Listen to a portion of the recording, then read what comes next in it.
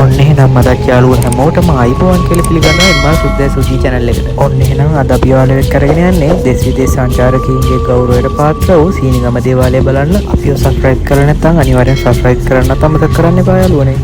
සීනිගම දේවාලය ගැන කතා කරනකොට යාළුවනේ මේ තමයි මහා සයුරට අධිපති මණිමේකලා දෙවඟන. බෞද්ධ පුරාවර්ත වලට අනුව මණිමේකලා දෙවඟන මුහුදේ ආරක්ෂක දෙවඟන ලෙස සැලකෙන අතර මුහුදේ අනතුරු වලින් යහපත් මිනිසුන් ආරක්ෂා කරන බවට විශ්වාස කරනවා යාළුවනේ. ඒ වගේම ඔයාලා මේ දැන් දකින්නේ සීනිගම දේවාලයේ ප්‍රධාන වශයෙන් ගෞරවයට පාත්‍ර වන දෙවල් දෙවියන්.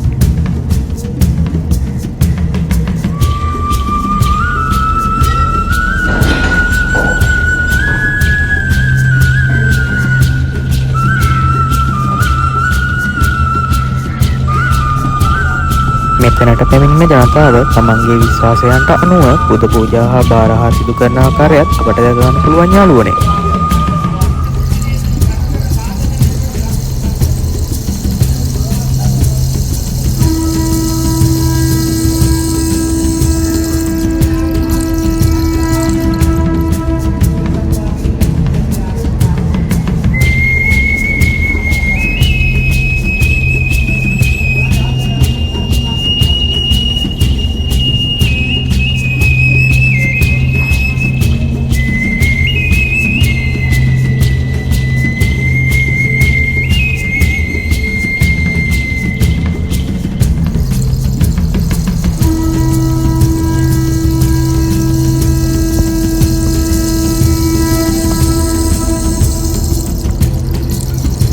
ඔයාලට යාළුවනේ සීනිගම දේවාලය බලන්න આવොත් මුහුදත් එක්ක මාරම ලස්සන නිස්කලංක වටපිටාවක් ඔයාලට බලා ගන්න පුළුවන්.